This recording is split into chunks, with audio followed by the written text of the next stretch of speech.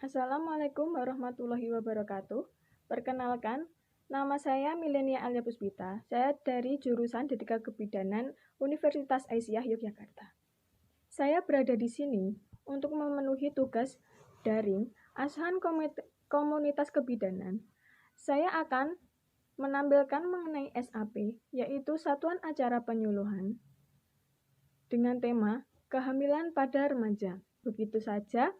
Mari kita simak video tentang satuan acara penyuluhan yang akan saya buat.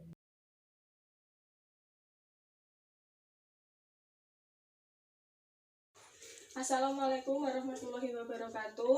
Waalaikumsalam warahmatullahi wabarakatuh. Alhamdulillah, puji dan syukur kepada Allah Subhanahu wa Ta'ala, kita diberikan kesehatan, telah dipertemukan pada kegiatan pada pagi hari ini. Pertama-tama marilah kita membaca basmalah terlebih dahulu. Bismillahirrahmanirrahim.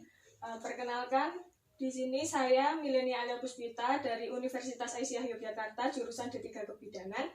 Saya di sini nanti akan melakukan penyuluhan dengan tema kehamilan pada remaja.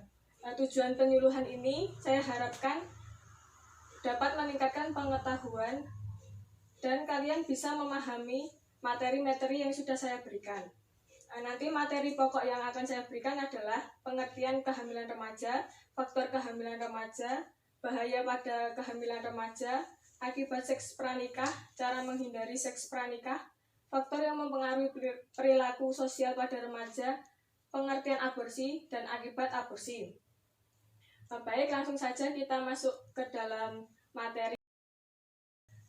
Pengertian kehamilan pada remaja yaitu kehamilan remaja merupakan kehamilan yang terjadi pada remaja akibat dari perilaku seksual baik disengaja yang sudah menikah maupun yang tidak disengaja atau belum menikah. Kehamilan usia dini atau usia muda atau pada remaja adalah kehamilan yang terjadi pada remaja putri yang berusia kurang dari 20. Kehamilan tersebut dapat disebabkan oleh karena hubungan seksual atau hubungan intim dengan pacar, dengan suami, atau pemerkosaan maupun faktor-faktor lain yang menyebabkan sperma membuai sel telur dalam rahim perempuan tersebut. Kemudian di sini ada faktor kehamilan pada remaja. Yang pertama, tabu dalam mendapatkan informasi seksual. Sejauh ini remaja-remaja itu kekurangan akan informasi seksual karena dianggapnya malu. Kemudian hubungan dalam keluarga yang renggang. Hubungan dalam keluarga yang renggang itu adalah kurangnya interaksi antara orang tua dengan anak maupun sebaliknya. Kemudian libido yang tak terkendali. Di sini libido ini adalah rasa keinginan untuk mendapatkan seksual. Anak-anak SMP ini seharusnya mereka mengeluarkan hormon-hormon yang meningkatkan libido. Akibatnya nanti terjadi kehamilan pada remaja jika tidak terkendali.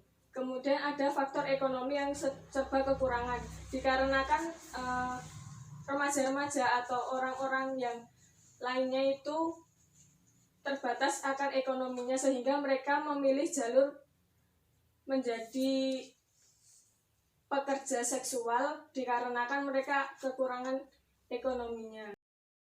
Di sini ada bahaya kehamilan pada remaja. Yang pertama, trauma akibat melahirkan macet. Yang kedua, melemahkan kesehatan pada remaja. Yang ketiga, hancurnya masa depan remaja. Yang keempat, bayi yang dilahirkan sering mengalami gangguan kejiwaan saat ia dewasa. Kemudian di sini ada akibat seks pranikah. Yang pertama, mengakibatkan KTD alias kehamilan yang tidak diinginkan. Yang kedua, bisa memicu aborsi. Yang ketiga, bisa menyebabkan terjadinya penyakit menular seksual atau PMS. Yang keempat, berdampak psikologis. Yang kelima, mengakibatkan terjadinya perkawinan yang terpaksa secara dadakan alias married by accident atau MBA. Yang pertama mengakibatkan KTD itu adalah jika tadi ya ada orang remaja yang berpacaran, kemudian libidonya tidak terkendali, yang mengakibatkan kehamilan yang tidak diinginkan. Nah, nanti bisa berakibat ke yang nomor 2, bisa memicu aborsi. Nah, aborsi di sini bisa dilakukan dengan medis ataupun non medis. Kemudian yang ketiga itu menyebabkan penyakit menular seksual. Nah, pada yang kekurangan ekonomi tadi kan bergonta-ganti pasangan. Nah, akibatnya tidak ketahuan itu dikarenakan kan tidak diketahui bagaimana kebersihannya.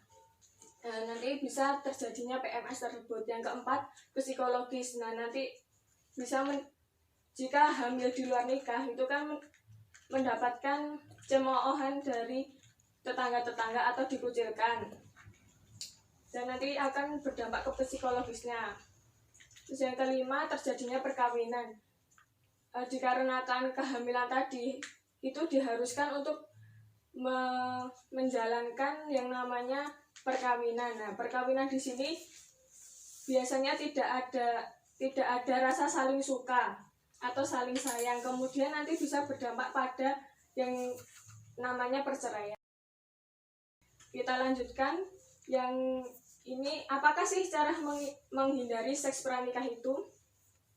Yang pertama, caranya menjalin komunikasi yang baik dengan keluarga. Kita menjalin komunikasi yang baik dengan keluarga, kita saling memberikan kasih sayang, saling memberikan perhatian kepada keluarga, itu sudah masuk ke dalam cara menghindari seks pranikah. Yang kedua, mengedukasi tentang seks secara dini. Kita jangan menganggap tabu apa itu seks, apa itu pelajaran tentang seks, dikarenakan seks ini dari sekarang dan untuk kedepannya itu sangat diperlukan untuk diri sendiri. Yang ketiga, mengembangkan minat dan bakat. Jika kalian mempunyai waktu yang kosong atau waktu luang, kalian bisa mengembangkannya lewat minat dan bakat. Kemudian yang keempat, berani untuk menolak tindakan atau kegiatan yang negatif.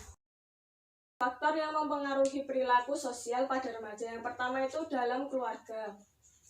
Faktor ini, perkembangan yang terjadi dalam diri remaja itu berasal dari keluarga, di mana remaja mulai tumbuh dan berkembang. Kemudian faktor luar yaitu kondisi sekolah atau kegiatan pendidikan formal yang berperan terhadap perkembangan remaja mencapai kedewasaannya. Kemudian faktor masyarakat, adanya kebiasaan, pergaulan, dan perkembangan ilmu teknologi yang dicapai manusia. Pengertian aborsi, saya jelaskan sedikit. Nah, aborsi itu ada dalam bahasa Inggris yang disebut aborsi, yang berasal dari bahasa Latin itu berarti pengguguran kandungan. Kemudian pengertian aborsi adalah penghentian kehamilan dengan cara yang dipaksakan. Ada juga istilah dari kesehatan itu didefinisikan sebagai kehamilan setelah tertanamnya sel telur yang telah dibuahi dalam rahim sebelum usia janinnya mencapai umur 20 minggu. Apa sih akibat dari yang dilakukan aborsi? Yang pertama itu terjadinya perdarahan yang sangat hebat, karena aborsi itu kan, janin itu kan melekat pada rahim. Nah, kemudian kita tarik secara paksa atau kita keluarkan secara paksa, dan nanti akan terjadi perdarahan yang sangat hebat. Itu adalah faktor-faktor yang sangat fatal yang dilakukan jika dilakukan aborsi secara paksa. Kemudian terjadinya infeksi.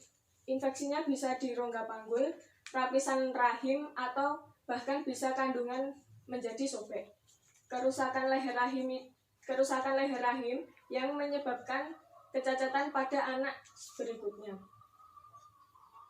Kemudian ada kanker payudara. Kenapa bisa terjadi kanker payudara? Karena ketidakseimbangan hormon yang ada dalam tubuh, yaitu hormon estrogen. Kemudian yang terakhir, kanker leher rahim dan indung telur. Penjelasannya sudah selesai. Sekian dan terima kasih. Apakah ada yang ingin ditanyakan? Jika tidak ada, gantian ya saya yang akan menanyakan ke kalian bagaimana sih kalian bisa memahami materi-materi yang sudah saya berikan. Untuk yang pertama, siapa yang tahu pengertian kehamilan pada remaja?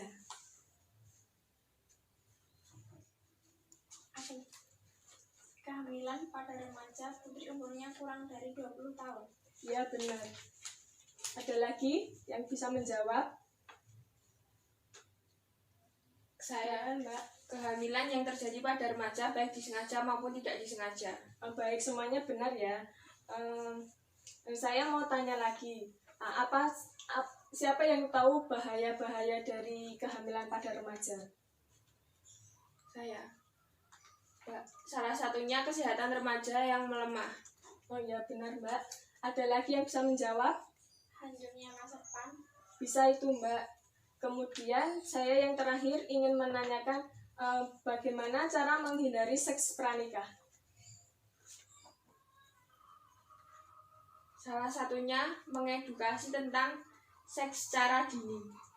Bisa Mbak? Ada lagi? Mengembangkan minat dan bakat hobi. Bisa itu Mbak. Baik, jawabannya semuanya baik dan semuanya benar. Tepuk tangan untuk kita semua. Kemudian alhamdulillah penyampaian materi yang saya berikan sudah selesai. Sekian dan terima kasih atas waktu luangnya dan berkehendak datang ke sini. Untuk itu saya akan menyimpulkan materi-materi yang ada. Kehamilan pada remaja itu terjadi pada remaja putri yang kurang dari umur 20 dan faktor-faktornya sangat banyak. Tadi di sini kita harus ingat kepada kedua orang tua yang telah membesarkan kita, telah memberikan materi-materinya kepada kita, sehingga kita sebagai putra-putrinya harus memberikan yang terbaik untuk orang tua kita juga. Makanya kita harus menjaga diri sendiri agar terhindar dari kehamilan remaja di sini. Kemudian terima kasih sudah datang ke sini. Apabila saya ada kesalahan atau perbuatan yang salah, saya mohon maaf. Wassalamualaikum warahmatullahi wabarakatuh. Waalaikumsalam warahmatullahi wabarakatuh. Nah, kurang lebih seperti itu. Itu saja yang bisa saya sampaikan. Apabila ada kesalahan kata atau perbuatan, saya mohon maaf. Wassalamualaikum warahmatullahi wabarakatuh.